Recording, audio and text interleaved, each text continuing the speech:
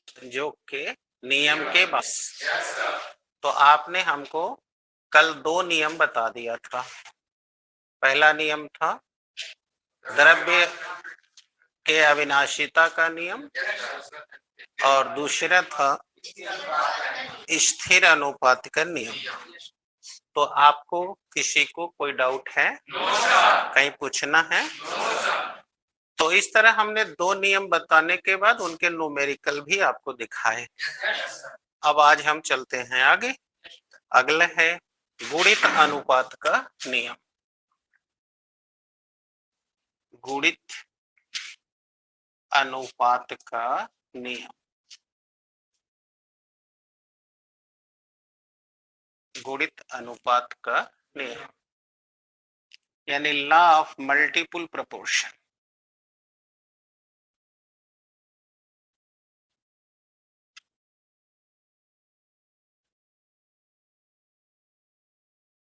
गुणित अनुपात का नियम। चले आइए बेटा, ये नियम क्या कह रहा है, बड़े ध्यान से सुनिए।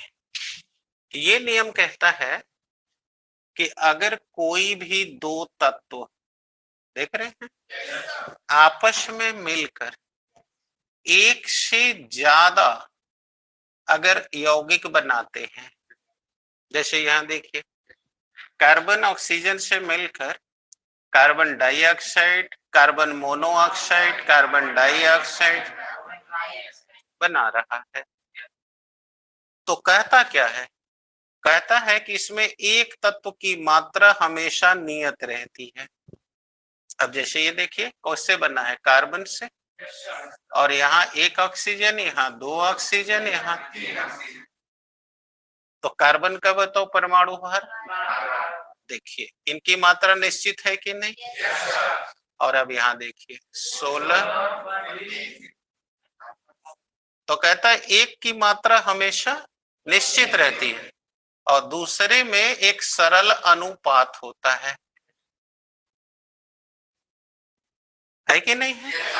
16 कम 16, 16 दूनी 32, 16 तिया, तो देखिए इसमें 1:2:3 रेशियो है, यानी एक सरल अनुपात है। दिख रहा है? इसी को कहते हैं, कठिन लगा ना? यानी अब कैसे बोलना है, फिर से सुनो। जब कोई भी दो तत्व आपस में क्रिया करके एक से अधिक यौगिक बनाता है, राइट, तो उनमें एक की मात्रा हमेशा निश्चित रहती है और दूसरों के बीच में हमेशा एक सरल अनुपात होता है। इसी को हम, यानी when the two elements react together and form more than 2 compounds, so then the amount of one compound is always constant while the simple ratios, देख रहे हैं, are occurred between the other elements। दिख रहा है? अब आगे समझ में, फिर से सुन लीजिए। जब कोई भी दो तत्व आपस में क्रिया करके एक से अधिक यौगिक बनाता है तो उसमें एक तत्व की मात्रा हमेशा और दूसरे के बीच में एक सरल अनुपात होता है। इसी को गुणित अनुपात का, आगे बोलना, लिख लीजिए। जब कोई भी दो तत्व आपस में मिलकर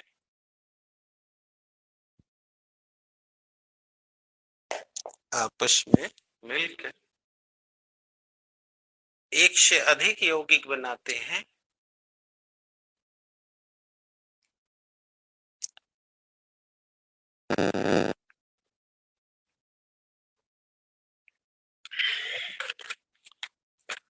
एक से यौगिक बनाते हैं तो उनमें एक तत्व की मात्रा हमेशा नियत रहती है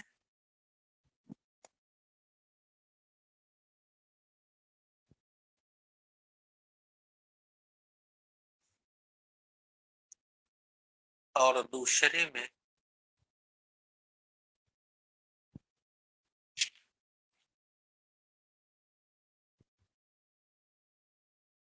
एक सरल अनुपात होता है।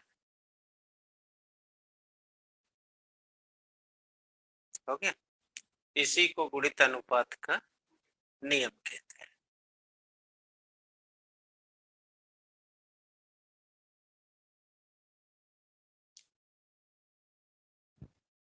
ओके, आइए अब एक आधे सवाल से भी चेक कर लीजिए, अगर दिया है तो। नहीं दिया तो अच्छी ही बात है।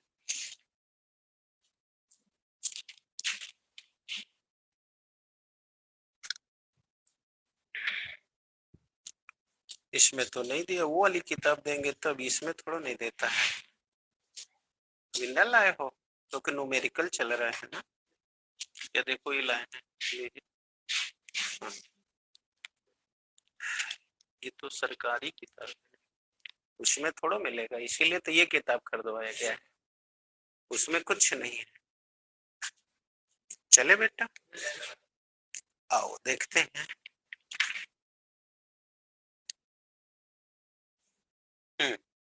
सवाल लिखो। हाइड्रोजन और ऑक्सीजन परस्पर संयोग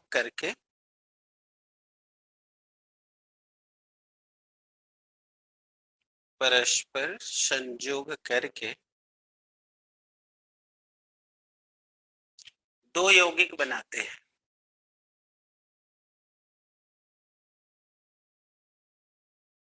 दो यौगिक बनाते, यानी अब तुमको अपने नियम से मतलब समझ आ गया? क्या लिखे हो? जब दो तत्व क्रिया करके एक से अधिक यौगिक, देखो मैच कर रहा है, बनाते हैं। तो इनमें से एक में हाइड्रोजन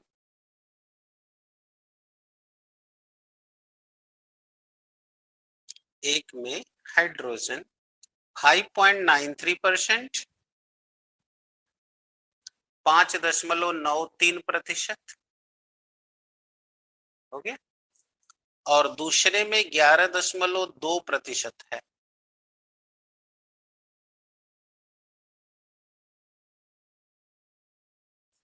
दो प्रतिशत है, 11.2% है।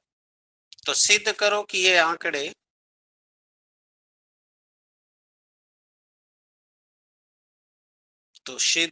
ये आंकड़े गुणित अनुपात के नियम की पुष्टि करते हैं।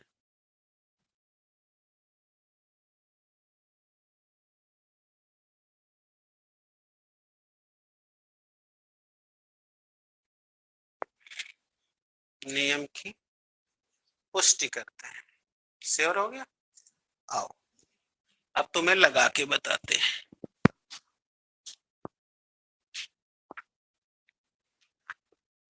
अब एक बच्चा सवाल खड़ा होकर पढ़ेगा और बाकी बच्चे देखेंगे कि मैं सवाल कैसे लिख रहा हूं, कैसे लगा रहा हूं। हाइड्रोजन और ऑक्सीजन मिलकर दो यौगिक बना रहे हैं। तो मान लो ये पहला यौगिक है और ये, अब बताओ कि इन पहले में हाइड्रोजन 5.2% है। तो सिद्ध करो कि ये आंकड़ा गुणित अनुपात के नियम की पुष्टि करता है। तैयार हो? बताओ बेटा, अगर हाइड्रोजन ऑक्सीजन से क्रिया करेगा तो कल सुने थे ऑक्सीजन से जो क्रिया करेगा ऑक्साइड बनाएगा, तो बताओ इससे हाइड्रोजन के ऑक्साइड बनेंगे? अब बनेंगे तो इससे पता चल गया कि इसमें एक हाइड्रोजन रहेगा, दूसरा ऑक्सीजन। तो बताओ अगर हाइड्रोजन पहले प्रयोग में 5.93% है, तो बोलो उसमें ऑक्सीजन कितना होगा? 100 में से घटा लें। नहीं आया समझ में? ये दोनों लोग का मिला के 50 रुपया है, जिसमें इनका 20 रुपया है, तो इनका कितना है? 30 रुपया। क्या किया? तो ये दोनों मिल रहे हैं जिनमें इनका 5.93% है, तो परसेंट माने 100 में इतना तो एकर कितना घटा दो, ये तो बड़ा कठिन है। तो अब चले, तो यहाँ लिख दे प्रथम प्रयोग में, यानी प्रथम यौगिक में, ये यौगिक है ना, प्रथम यौगिक में बोलो हाइड्रोजन 5 और बोलो ऑक्सीजन 100 माइनस 5.93, बोलो 7.094 आ रहा है। अब आपने क्या कहा था यहाँ नियम में कि एक की मात्रा निश्चित रहेगी,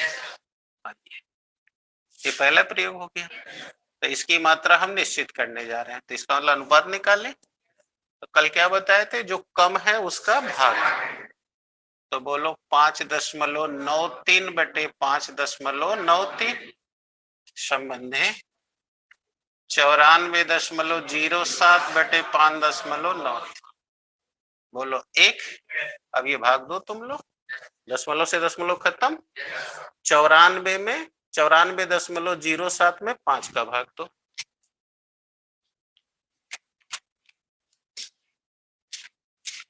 चौरानवे 07 में 593 से भाग दो,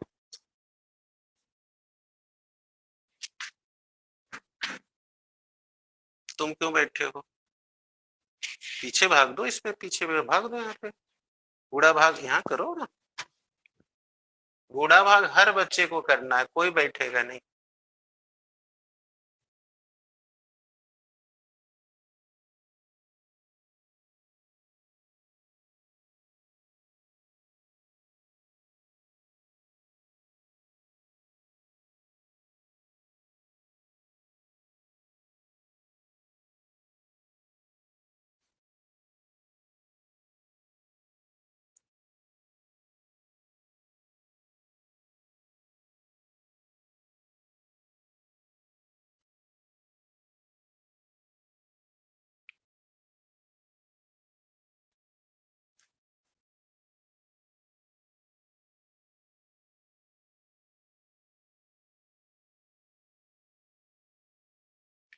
जल्दी करो भाई, कितना टाइम लग रहा है।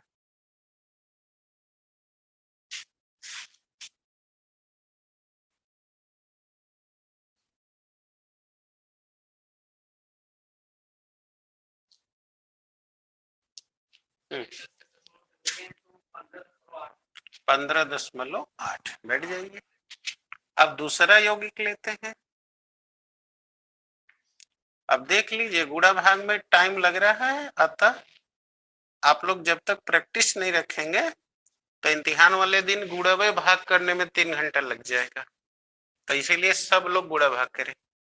अब बोलो दूसरे प्रयोग में क्या हो रहा है, हाइड्रोजन ऑक्सीजन, बोलो 11.2%, तो बोलो ऑक्सीजन कितना होगा, घटा दें, हाँ 0.8, 9 में से 1 गया 8, 9 में से 1 गया।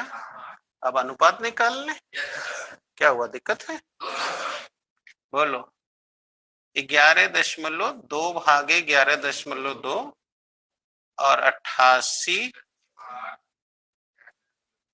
तो आ गया। अब देख लो यहाँ काट रहा हूं, बोलो 1 टाइम, और अगर मैं इसको काटूं तो 1177, भाग दो 888 में 11, या इसको छोटा कर दूं, 2 5 10, 2 6 12, बोलो 444, फिर काट लो, 2 दूनी 4 से ही कट जाएगा, 4 एक कम 4, 4 7 4 14 56 हो गया। अब बोलो 14 7 98, 13 बचा, 13 का मतलब 130, तो 14 बटे 112 हो गया। अब पकड़ लो, अब हमने पूछो क्या कहा था कि एक तत्व की मात्रा हमेशा है नियत और दूसरे में सरल अणु, तो काट लो, 7 एक कम 7, 7 दूनी 14, देखो एक संबंध में 2 का अनुपात आ गया कि नहीं आ गया, यही ना मैंने कहा था। तो बोलो इससे किसकी पुष्टि हो गई, तो गुणित अनुपात की पुष्टि होती है। प्रूव्ड। अब क्या लिखोगे? हाँ, यहाँ पर एक कमेंट करोगे। पहले ऐसे कर लोगे, अब लिखोगे कि यहाँ हाइड्रोजन की मात्रा नियत है। बोलो, है नियत? एक एक। एवं ऑक्सीजन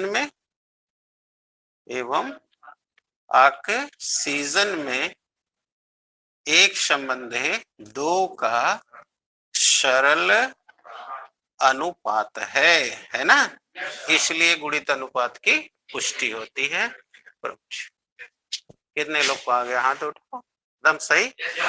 जल्दी करो तो अगला नियम बताएं।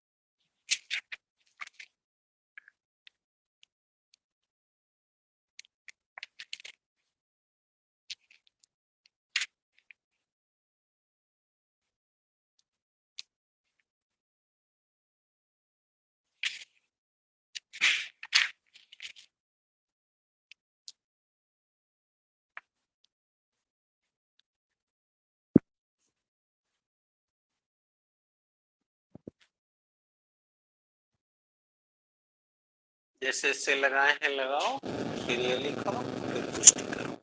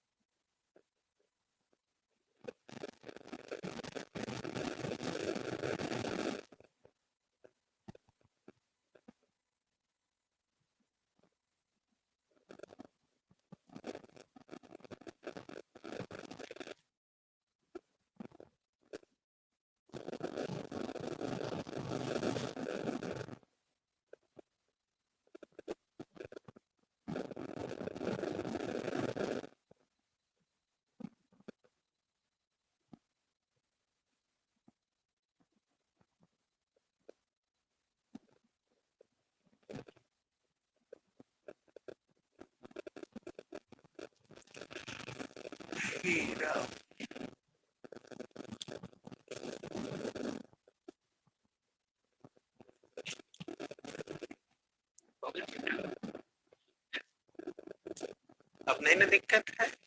समझ आ गई? अगला लिखो, गेशुला का गैसीय नियम।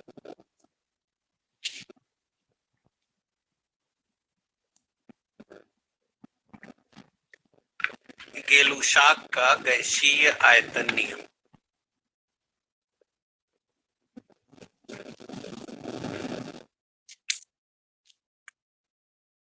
गेलुशाक का गैसीय आयतन नियम।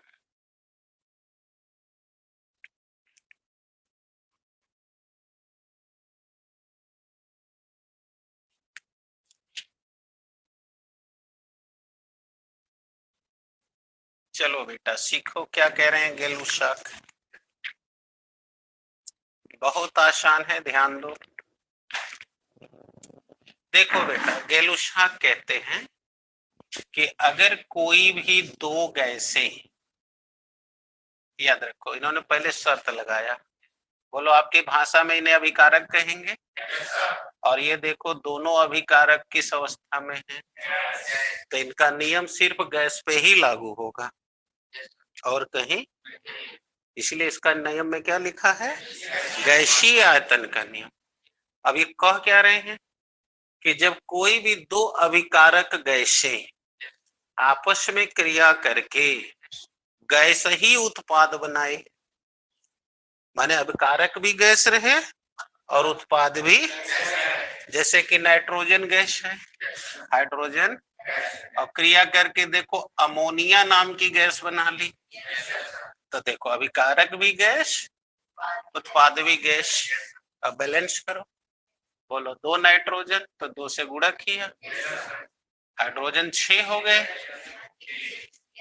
तो ये क्या कहते हैं कि जब 2 अभिकारक गैसें आपस में क्रिया कर उत्पाद भी गैस ही बनाए तो उनके आयतनों में एक सरल अणु, देखो ये कह रहा है ना, तो देखो इसका 1 आयतन, इसका 3 आयतन, तो 1 संबंधे 3 संबंधे 2, है ना अनुपात। इसी को गैलुसाक का, कठिन है ना। अब कैसे बोला फिर से सुनो, इसके बाद जिसको बोलना हो बोलो। जब कोई भी 2 गैसें आपस में क्रिया करके गैस ही उत्पाद बनाए तो उनके आयतनों में एक सरल अनुपात होता है, इसी को गैलुसाक का। आ गया, सुनाओ जिसको सुनाना है। हाँ सब बोलो बोलो।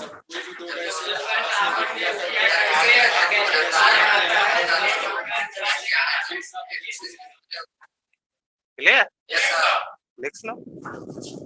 जब कोई भी 2 अभिकारक गैस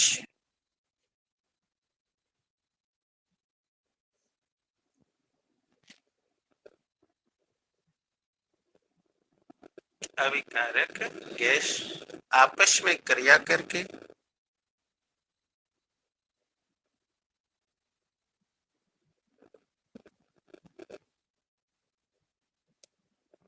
गैस ही उत्पाद बनाती है,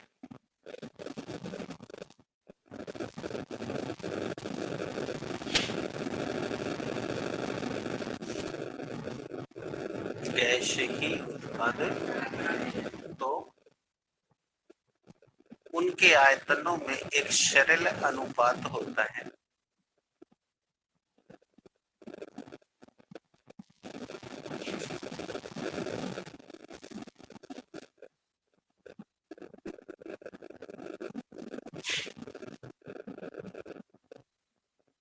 सरल अनुपात होता है, इसे गैलुसाक का गैसीय आयतन नियम है।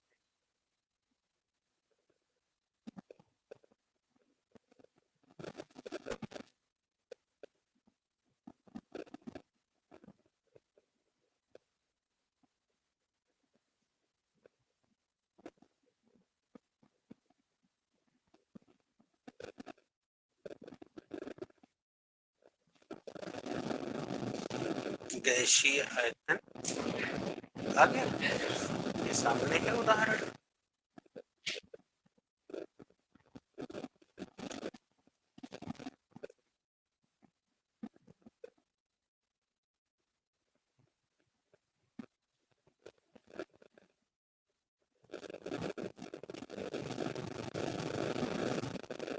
ओके, चलिए, तो अब ये काम खत्म हो गया।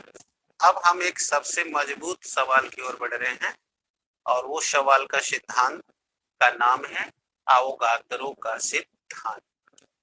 और ये सिद्धांत आपको बहुत अच्छे से समझना है, तब तक समझना है जब तक आपको आना जाए, क्योंकि इसी से ढेर सारी सवाल बनेगी। चलिए, और ये आप लोग 9-10 भी पढ़ के आए, बट हमने बोला ना कि अब उससे में कोई मतलब नहीं कि आपके पास क्या है, क्योंकि हमने उसका उपाय कर दिया है। 1 घंटे का टॉपिक बना दिया, आपको बता दिया पढ़िए लिखिए। अब आप नहीं करेंगे तो आपको उतना ही मिलेगा जितना आप लेना चाहते हैं। बात करें अवोगाद्रो का नियम।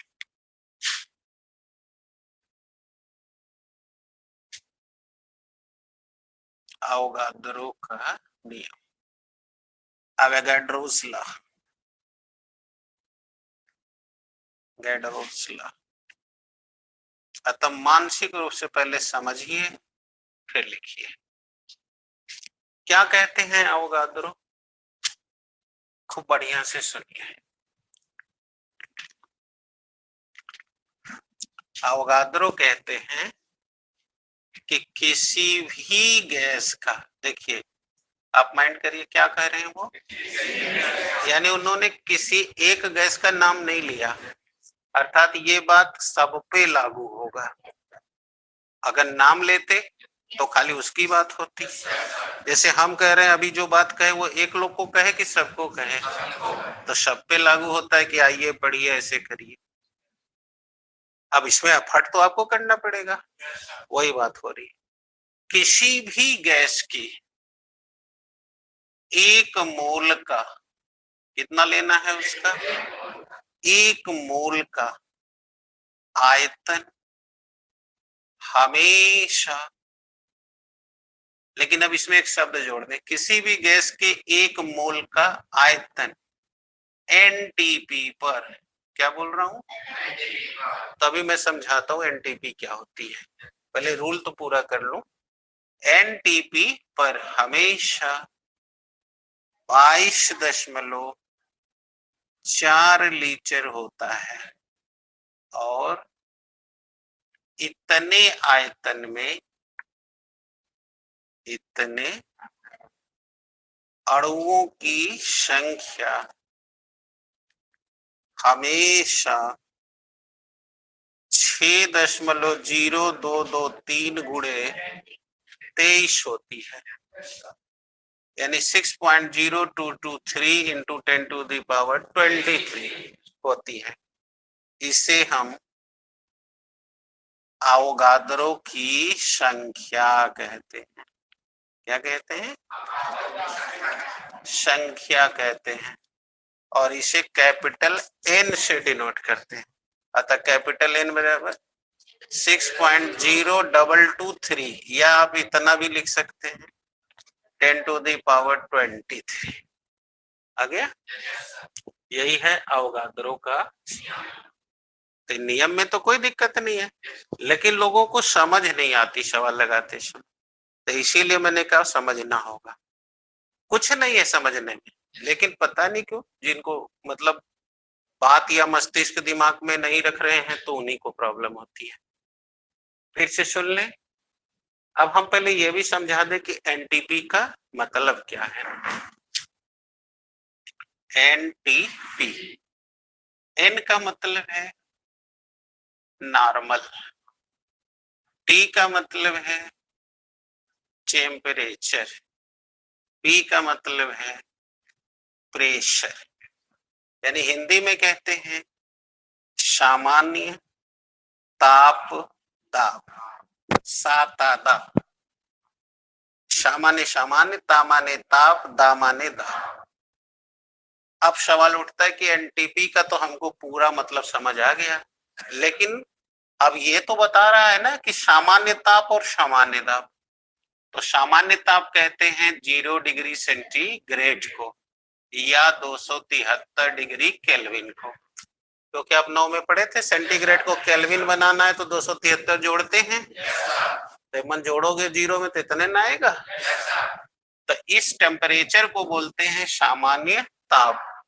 और अब बात आती है सामान्य दाब क्या है, तो 10 में ये पढ़े थे आप कि 76 सेंटीमीटर पारे के द्वारा डाले गए दाब को सामान्य दाब कहते हैं। इसी दाब को हम एक वायु मंडलीय दाब भी कहते हैं, राइट। और एक वायुमंडलीय दाब 1.013 इंटू 10⁵ न्यूटन पर मीटर स्क्वायर के बराबर होता है। ओके, तो जब फिजिक्स में पढ़ाएंगे दाब के बारे में तो ये मैं आपको कैलकुलेट करके निकाल के भी दिखाऊंगा कि कैसे ये दाब आया। अभी फिलहाल केमिस्ट्री पढ़ रहे हैं, अतः याद रखिए 0 डिग्री सेंटीग्रेड या 273 डिग्री केल्विन ताप को सामान्य ताप कहा जाता है, और एक वायुमंडलीय दाब या 76 सेंटीमीटर पारे के द्वारा डाला गया दाब या 1.013 गुणे 10⁵ न्यूटन पर मीटर के दाब को एक सामान्य दाब कहते हैं। समझ गए। तो इतने टेम्परेचर और इतने दाब पर अगर हम कोई भी गैस का कितना ले लें 1 मोल, तो उसका आयतन हमेशा रहेगा, और इतने आयतन में इतना अणु रहेंगे। अब सही है? जैसे उदाहरण के तौर पे लो, अगर मैंने नाइट्रोजन गैस ले लिया तो देखो कितना मोल है, बताए थे ना बाय मोल रहता है, तो 1 मोल है तो इसका बोलो एनटीपी पर, इसका आयतन कितना रहेगा, और इतना में कितने अणु रहेंगे, 23 अणु रहेंगे। आ गया? अब अगर मैं नाइट्रोजन न लेके तो उसका भी कितना रहेगा, यही रहेगा। अब मैं हाइड्रोजन ले लूं तो उसका भी कितना रहेगा, क्लोरीन ले लूं, मतलब दुनिया का कौनो गैस उठाओ, अगर वो एनटीपी पर है तो 1 मोल का इतना ही रहेगा। अब कोई कहे सर 2 मोल का, तो 1 रुपया में 1 आम तो 2 रुपया में, तो 1 मोल में है इतना तो 2 मोल में उसका दुगुना, 3 मोल में, 4 मोल में, तो ये कौन पहाड़ा पड़ना है, इसमें तो कोई दिक्कत नहीं है। लेकिन अभी देखिएगा जब न्यूमेरिकल आएगी तो दिक्कत होगा। अब जिक्र ना समझ में आएगा तो दिक्कत नहीं होगा, परेशानी होगी। लेकिन अब हम आपको बता दें 1 मोल होता क्या है, तो आप लोग कई बार सुन चुके हैं, 1 मोल कहते हैं उसके अणु भार को।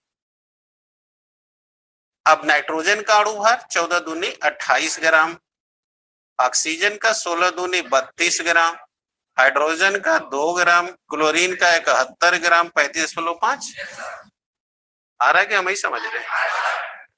तो देख रहे हो इसका द्रव्यमान अलग अलग है लेकिन आयतन अणु यही है, सिद्धांत होगा, समझ गए? यानी हर गैस का अणु भार अलग अलग, अतः 1 मोल का द्रव्यमान अलग अलग, लेकिन आयतन अणुओं की संख्या समान रहेगी। क्लियर आ गया? लिख डालो। एनटीपी पर लिख भी दिया हूं और ऐसे भी लिख, एनटीपी पर किसी भी गैस की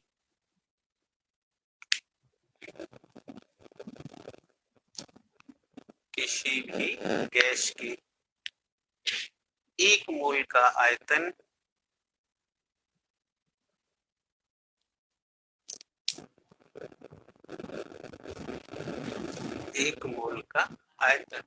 हमेशा 22.4 लीटर होता है।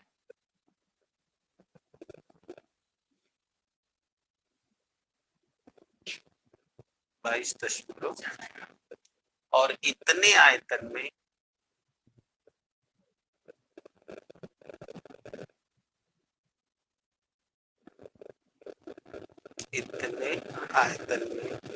अणुओं की संख्या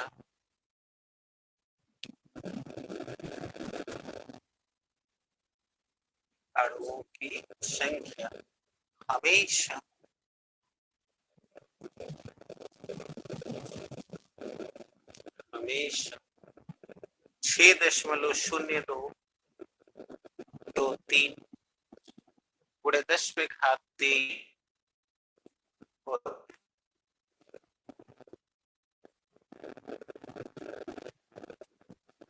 हो गया, जिसे अवोगाद्रो की संख्या कहते हैं,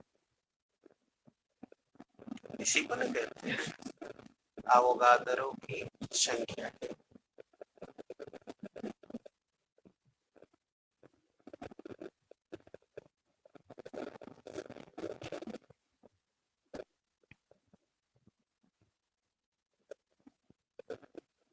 दैट्स क्लियर?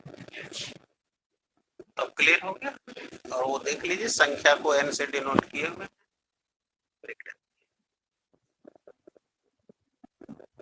और यहाँ विशेष करके नोट कर लीजिए ताकि आपका ध्यान जाए इस पे।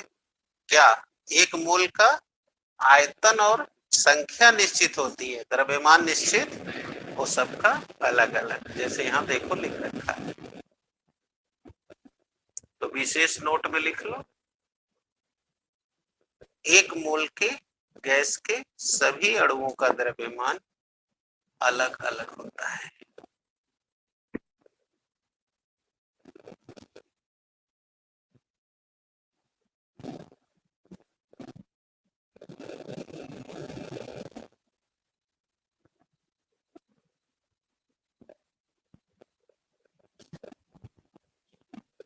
अलग अलग, ठीक है। अब बताओ कोई तकलीफ, एनीबडी? तो जान गए सब लोग? कितने लोग को आ गया एकदम पक्का? सही से हाथ उठाना। चल, तो ये था तुम्हारा बेटा अवगाद्रो का नियम। अब ठीक है, जैसे लो एक सवाल भी देख के देखता हूं कितने लोग पकड़ लेते हैं। देखो नाइट्रोजन है, ऑक्सीजन से क्रिया करके नाइट्रिक ऑक्साइड बना रही है। ओके, अब हमसे पूछ दिया कि बताओ नाइट्रो, ये सारे आंकड़े एनटीपी पर हों तो नाइट्रोजन के 1 मोल से कितना आयतन नाइट्रिक ऑक्साइड का प्राप्त होगा? तो अब देखो कैसे करोगे। अब तुमको अगर ये नियम याद है, ठीक है, तो बोलो यहाँ कितना, 1 मोल, राइट है। और ये भी देखो 1 मोल है, तो बोलो 1 मोल 1 मोल, यहाँ देखो 2 मोल।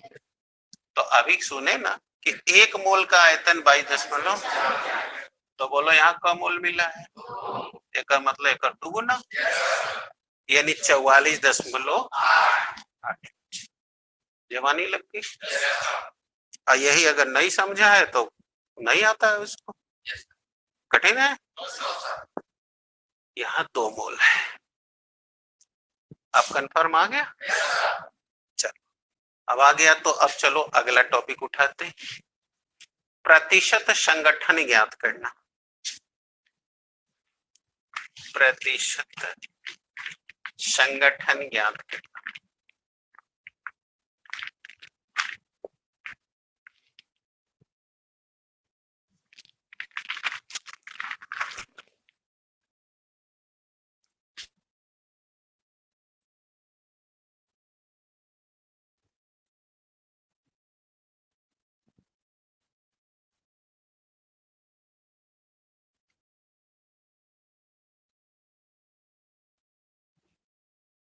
प्रतिशत, चले अब समझो। पहले तो संगठन का मतलब क्या है समझो।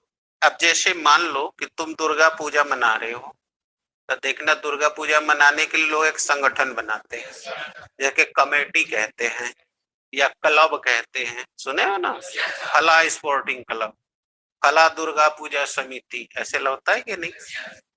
अब उसमें कुछ लोग सम्मिलित होते हैं, कोई अध्यक्ष, कोई उपाध्यक्ष, कोई कोषाध्यक्ष, कोई लूटाध्यक्ष, ऐसी बनता है, कोई शराबी अध्यक्ष, यही बनता है ना। आजकल तो पूजा ही होता है ना, पैसा जुटा के तो मुर्गा बनता है, दारू बनता है, ऐसे चलता है, यही पूजा है आजकल की। तो जैसा भी है हमको उससे नहीं मतलब है, हमको बस उसमें से पॉजिटिव ले लेना है। तो 10 लोग मिल गए, अब वो लोग क्या करते हैं, कोई अध्यक्ष कोई कुछ बन जाता है, अब वो लोग उसको गवर्न करते हैं। अब पहले पैसा पर बात आती है, तो पैसा जुटाया जाता है, तो सबसे चंदा लिया जाता है। अब सपोज कर लो तुम लोग अभी टीचर्स डे मनाए, तो तुम लोग ही कमवा किए होगे, इस सबसे कुछ ना कुछ लिए होगे। अब सपोज कर लो कि 5 बच्चों ने मिलकर 10 रुपया कोई दिया, कोई 20 दिया, कोई 30 दिया, कोई 15 दिया, कोई 40 दिया, है ना। अब बोलो कुल का रुपया जुटा लिए हो?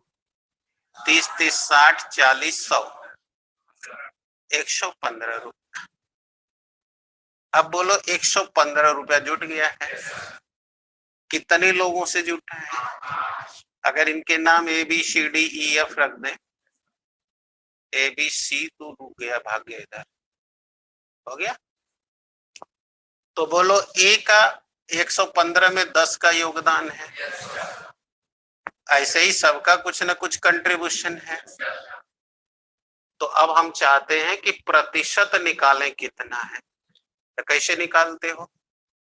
बोलो 10/115 गुणे 100, बोलो अब इसका परसेंटेज आ गया।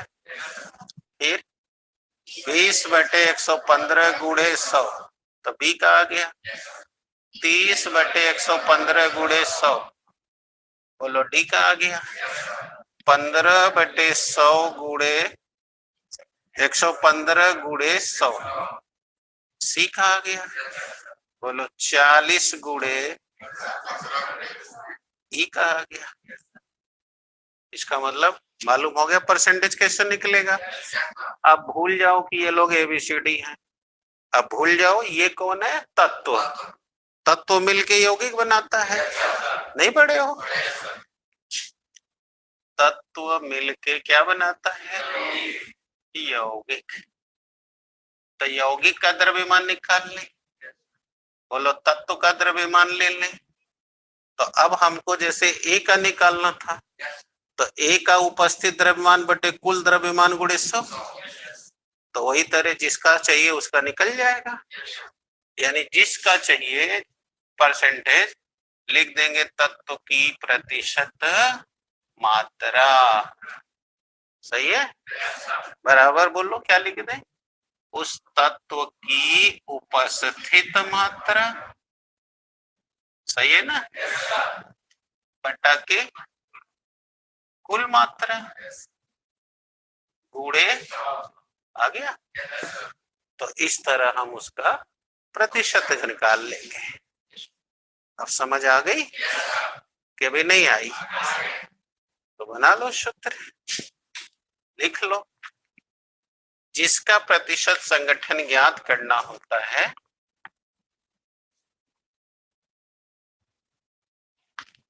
जिसका प्रतिशत संगठन ज्ञात करना होता है हो गया। पहले उनसे बने हुए यौगिक का अणु भार निकालते हैं।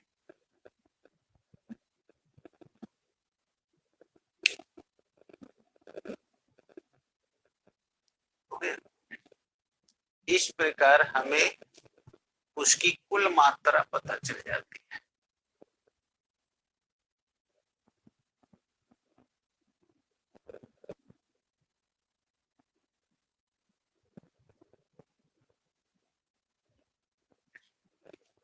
कुल मात्रा पता चल जाती है। तो सही है कोई डाउट। कुल मात्रा अब जिस तत्व की यानी जिस अवयव की तत्व माने अवयव अवयव की प्रतिशतता निकालनी है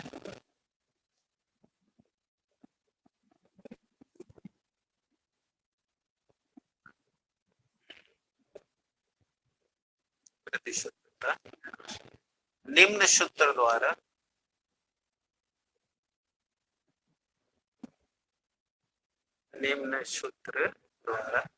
ज्ञात कर लेते हैं।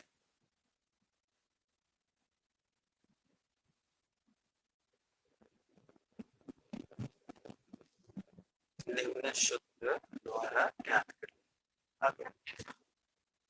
तो अब ये है सूत्र।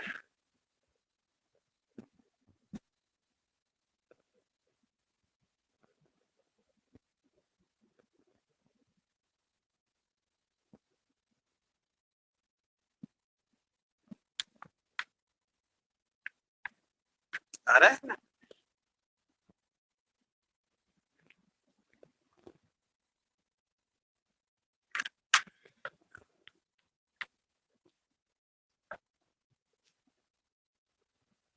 बोलिए कोई तकलीफ।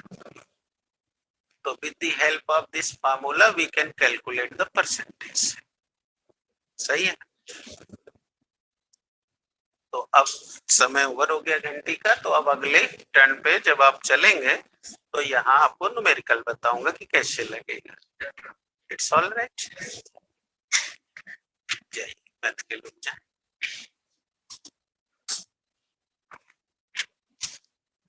चलिए बाय वाले जल्दी से तैयार हो जाए।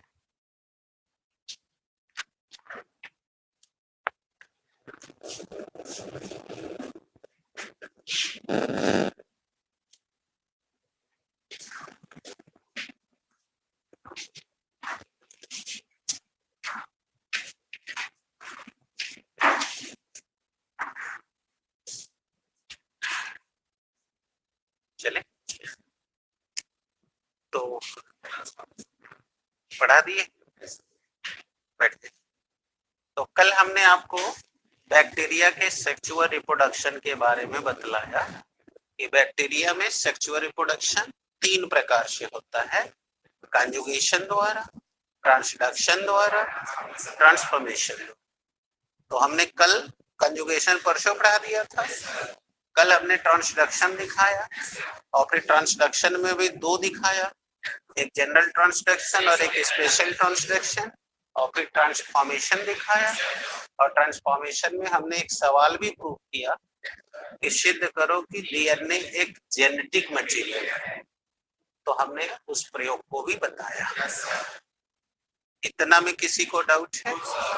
फिर हमने आपको कल घर के लिए काम दे दिया था कि बैक्टीरिया का आर्थिक महत्व में कुछ नहीं पढ़ाना है, सब कुछ आपको उस किताब में से लिख के तैयार करना है, क्योंकि अब उसमें केवल ये देखना है कि कौन लाभकारी बैक्टीरिया है, कौन हानिकारक बैक्टीरिया है, तो उस बैक्टीरिया से कौन रोग होगा, ये सब याद करना पड़ेगा। तो चाहे हम किताब से लिखवा दें या खुद आप लिख लें। तो कल बोला, देखिए कुछ लोग बता रहे हैं कि वो कर लिए हैं, अब एक आध 2 तो ऐसे भी होंगे जिनको आज तक याद ही नहीं होगा कि कल कौन सा काम दिया गया है। तो आपको ये तो ध्यान देना पड़ेगा कि आप ऐसे करेंगे तो आपको कुछ नहीं आएगा। यानी आपको मेरे साथ चलना है, तो आपको जो कहा जाएगा वो करके आना है। तो आप मुझे अब समझा दीजिए पहले कि क्या किसी को कोई प्रॉब्लम है इसको आर्थिक महत्व में? चलिए, नहीं महत्व प्रॉब्लम है तो भी मैं आपको थोड़ी सी केवल बात समझाना चाहूंगा, बाकी आप कर लेंगे। आइए,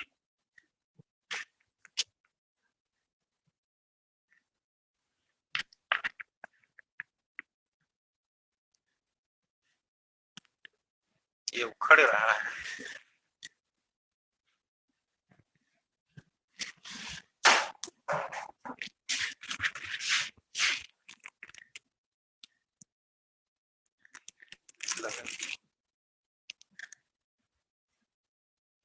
ठीक है, तो भरो लगा दिया।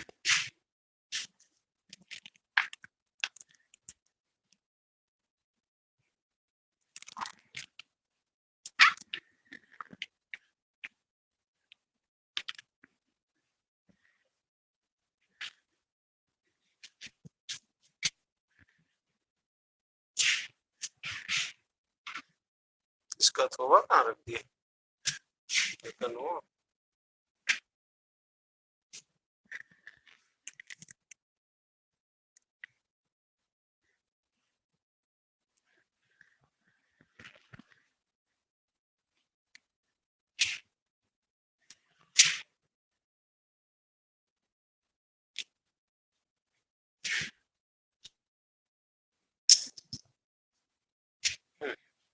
चले।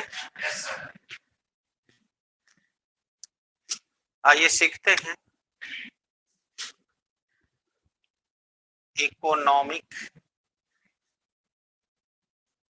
Importance of bacteria, of bacteria यानी जीवाणु का आर्थिक महत्व। तो सबसे पहले हम आपको ये समझा दें कि आर्थिक महत्व होता क्या है। तो देखो बेटा, आप अगर देखोगे तो सामान्यतः लोग घर में बात करते हैं, पैसा रुपए की प्रॉब्लम हो तो कहते हैं भाई आजकल आर्थिक तंगी चल रही है। इसका मतलब आपको हिंट मिल गया। आर्थिक का तात्पर्य होता है रुपया पैसा यानी कि धन से, ठीक है। तो बैक्टीरिया का आर्थिक महत्व का क्या मतलब है कि अब तक आपने पढ़ा तो ये जाना कि बैक्टीरिया 2 तरह की है। एक तो ये कि बैक्टीरिया हमको लाभ पहुंचा रही है, दूसरा देखें तो बैक्टीरिया हमें रोग फैलाकर हमारा नुकसान कर रही है। तो बैक्टीरिया का हम इस्तेमाल अगर लाभ में देखें तो देखिए, एक लाभ तो है इसका डेयरी इंडस्ट्री में, कि हम बैक्टीरिया की मदद से दूध को पनीर में बदल देते हैं। दूसरा देखो, तो नेचर में जो कूड़ा करकट मौजूद है उसको बैक्टीरिया गला के सॉइल में मिला दे रही है। तो बताओ, एज ए डिकम्पोजर हमें लाभ पहुंचा रही है।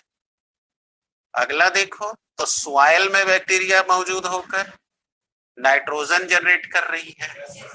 अभी सबको अगर अध्ययन करो या सोचो, तो इन लाभ से हम दूध से पनीर बनाएं और पनीर ले जाके बेचें, तो मेरे घर रुपया आएगा कि घर से जाएगा?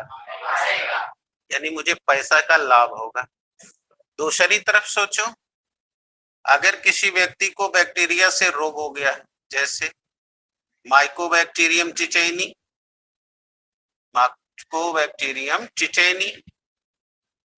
इस बैक्टीरिया से टेटनस रोग होता है। टेटनस का नाम सुने होंगे। माइकोबैक्टीरियम लेप्री, इससे लेप्रोसी यानी कुष्ठ रोग होता है। साल्मोनेला टाइफी, बोलो टाइफाइड होता है। न्यूमोकोकस, बताओ निमोनिया होता है। अब बताओ, ये बीमारी अगर होगी तो रुपया आएगा कि घरे से जाएगा? तो फायदा हुआ कि नुकसान? तो इसका मतलब ये निकला कि बैक्टीरिया से हम इंडस्ट्री चलाकर धन कमा रहे हैं, या बैक्टीरिया से रोग होने के कारण धन का नुकसान हो रहा है। तो अगर हम बैक्टीरिया का धन की दृष्टि से आकलन करें या मूल्यांकन करें, तो यही मूल्यांकन उसका आर्थिक महत्व कहलाता है। समझ आ गई? कभी नहीं आ गई? फिर से सुन लो। अगर बैक्टीरिया का हम इस प्रकार अध्ययन करें कि बैक्टीरिया से होने वाले लाभ से अगर धन की आय हो रही है, या बैक्टीरिया के द्वारा रोग पैदा करने से धन का नुकसान हो रहा है, तो इस तरह धन की दृष्टि से उसका अगर आकलन किया जाए, तो यही मूल्यांकन बैक्टीरिया का आर्थिक महत्व कहलाता है। आ गया? अब जब तुमने कहा कि इससे लाभ हो रहा है कि हानि, तो इसका मतलब अब आपको ये अध्ययन करना पड़ेगा कि बैक्टीरिया से लाभप्रद घटनाएं, राइट है? तो इन घटनाओं में अब ये सब आप लिखोगे, जो मैंने कहा बुक से लिख लेना है, इसमें तो कोई दिक्कत नहीं है, ये समझने वाली बात है। अब इसके बाद बोलो, अध्ययन कर लेने के बाद फिर हानिप्रद घटनाएं, यानी कि इससे क्या क्या नुकसान है। तो नुकसान में तो रोग ही होना है, तब इसको कॉलम बनाना पड़ेगा, एक तरफ लिखना होगा बैक्टीरिया का नाम, रोग, तो सब लिख के तैयार करना पड़ेगा कि इस बैक्टीरिया से ये बीमारी है, इस बैक्टीरिया से ये। तो ये चाहे हम लिखाएं चाहे आप खुद देख के याद कर लें। तो अगर आप कर ले तो समय बच जाएगा, हम लोग आगे बढ़ जाएंगे। तो यही कल बोला था कि यही करना है। तो आप में से कुछ लोग कर लिए, जो नहीं किए हैं अब उनको आइडिया मिल गया, कर डालें। या कोई दिक्कत है तो पूछे, मैं और बता दूं, नो प्रॉब्लम। चलिए, तो बैक्टीरिया का काम खत्म हो गया, अब आगे बढ़िए। तो अब ये कर लेंगे ना सब लोग? चलो, तो आगे देखो बेटा, अगला टॉपिक है माइकोप्लाज्मा। माइकोप्लाज्मा हेडिंग दो, देना।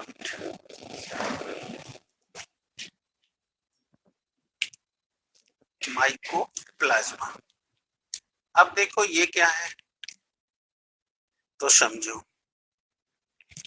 माइकोप्लाज्मा जो है, समझ रहे हो ना, यह भी एक सूक्ष्म क्रिएचर है, यानी जीव है, समझे? और ये क्या करता है, ये भी इंसान को, जानवर को, समझ में आ रहा है, रोग पैदा करता है। क्या करता है? अतः इसके बारे में सबसे पहले जो जानकारी है वो फ्रांस के दो वैज्ञानिक थे, एक का नाम था नोकार्ड और दूसरे का नाम था राउस रॉक्स। समझे? उन्होंने ही इसको सबसे पहले देखा कि जैसे निमोनिया रोग होती है वैसे ही ये भी फंगस यानी ये भी जो है लंग्स में जाकर निमोनिया के जैसे रोग पैदा करता है। अब निमोनिया होती तो सांस लेने में तकलीफ होती है ना, वैसे ही ये भी है। अतः इसीलिए उन्होंने इसका नाम रख दिया पीपीएलओ। यानी पीपीएलओ मतलब पी माने प्लूरो, पी माने निमोनिया, यानी प्लूरो निमोनिया। एल ओ मतलब लाइक ऑर्गेनिज्म। आगे समझ में? तब इतना लिख लो जल्दी से। माइकोप्लाज्मा की खोज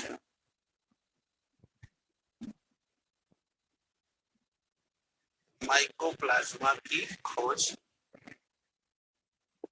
हो गया। फ्रांस के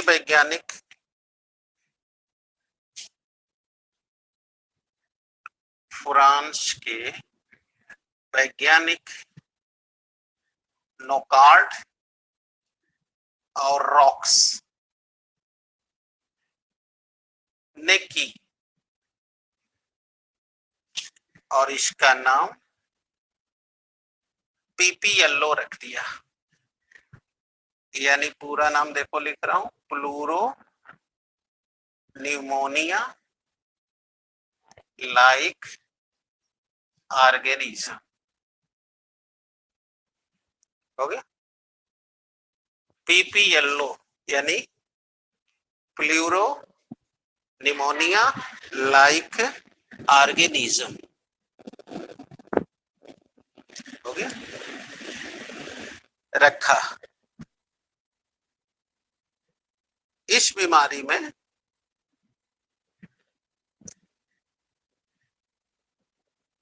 फेफड़े में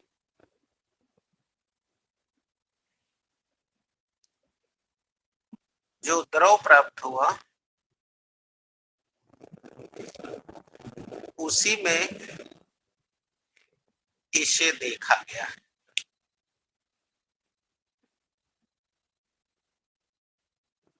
उसी में इसे देखा। ठीक है। जिनके निम्न लक्षण होते हैं।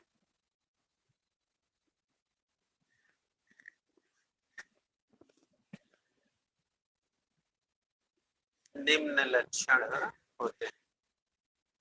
आया? कौन कौन? पहला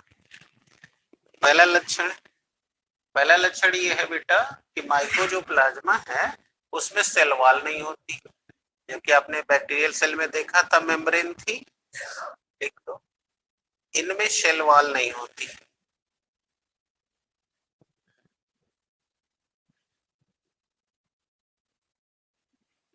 सेल वॉल। दूसरा कैरेक्टर बड़ा मजेदार है। दूसरा मजेदार कैरेक्टर क्या है? मजेदार है ये लिखना नहीं है भाई, समझा रहा हूं। कुछ लोग लिख रहे हैं कि दूसरा कैरेक्टर बड़ा मजेदार है।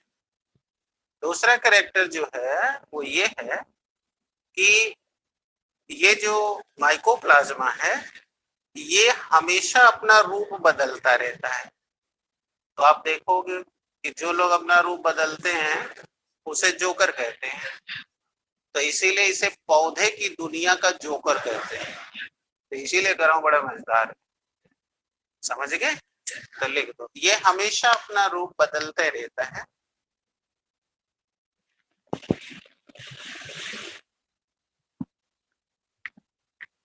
हमेशा अपना रूप बदलते रहता है, इसलिए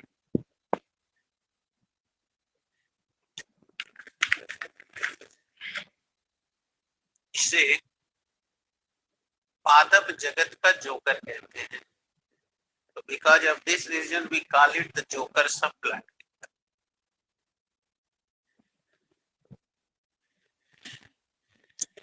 पादप जगत का जोकर कहते हैं। अगला, ये नॉन मोटाइल होते हैं। नॉन मोटाइल समझते हो? जो नहीं चलेगा, ये नॉन मोटाइल होते हैं।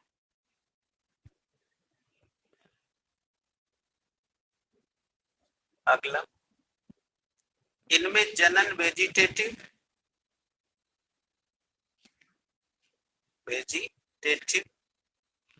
बडिंग द्वारा और विखंडन द्वारा होता है। बडिंग तो भी हाल में पढ़ाए थे। विखंडन का मतलब कि इनकी बॉडी एक से 2 भाग में टूट गई, 3 भाग में टूट गई, यानी जितने भाग खंड बन जाएंगे फिर से नया नया जानवर का माने नया नया अपनी बॉडी बना लेगा। तो लिख लिया विखंडन द्वारा होता है। अगला पेनिसिलिन। पेनिसिलिन सुने हो, ये एंटीबायोटिक दवा है, लेकिन बताए थे ना कौन दवा किस पे काम होती है। तो एंटीबायोटिक पेनिसिलिन एंटीबायोटिक का इन पर कोई प्रभाव नहीं पड़ता।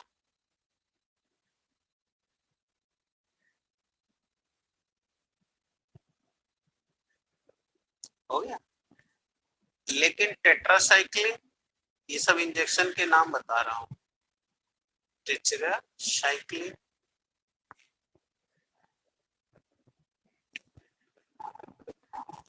व क्लोरामफेनिकोल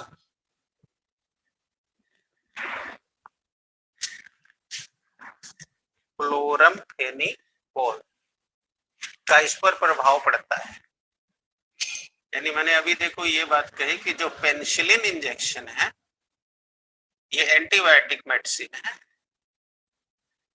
इस मेडिसिन का माइकोप्लाज्मा पर कोई प्रभाव नहीं पड़ता, लेकिन अगर एंटीबायोटिक दवा में टेट्रासाइक्लिन या क्लोरामफेनिकोल ये इंजेक्शन दिए जाए तो इनका इस पे असर होता है। आगे समझ में, यही मैंने कहा। ये लिखे पेनिसिलिन का इस पर असर नहीं है, टेट्रासाइक्लिन और क्लोरामफेनिकोल का असर होता है। आगे तो ये हो गए इनके लक्षण। अब ये रोग कैसे पैदा करेंगे तो लिख लो, जंतु में होने वाला रोग, डिजीज इन एनिमल।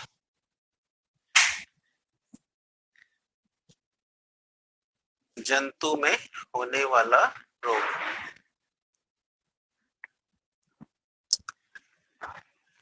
चले देखो, जंतुओं में ये कई बीमारी पैदा करता है। लिख लो, जंतुओं में टॉन्सिलाइटिस सुने हो ना, टॉन्सिल घाटी बढ़ जाती है तो टॉन्सिलाइटिस। जननांगों में यानी कि सेक्सुअल ऑर्गन में सूजन, सेक्सुअल ऑर्गन में सूजन हो जाती है।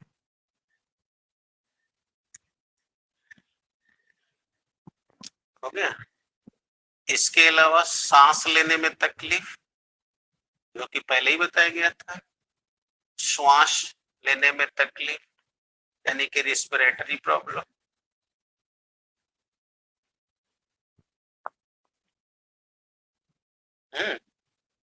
Sterility in human, sterility in male, यानी पुरुषों में बांझपन, बंध्यापन हो जाता है, अर्थात इनके प्रभाव से उनके शरीर में सीमेन नहीं बनेगा, वो पिता नहीं बन पाएंगे, स्टेरिलिटी हो जाती है इत्यादि। मतलब ये सब बीमारियां एनिमल में होता है। अब आओ दूसरा, पौधे में।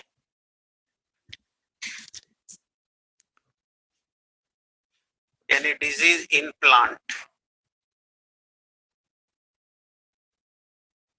तो देखो पौधे में कैसे रोग होते हैं, जो प्लांट्स होते हैं। अब जैसे देखोगे भंटा उंटा का पौधा देखना, तो उसमें देखना उनकी पत्तियां सिकुड़ कर छोटी हो जाती है, इन्हीं के प्रभाव से होती है। आया। इसी तरह कुकड़ी उकड़ी देखे होगे भुट्टा, तो देखना उसमें पूरे दाने नहीं पड़ पाते, क्लियर है? तो लिख लो पौधों में little leaf of brinjal,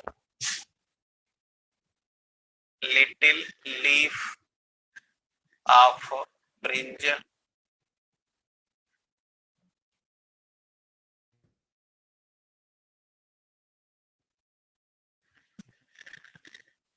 corn stunt, aster yellow आदि बीमारियां होती,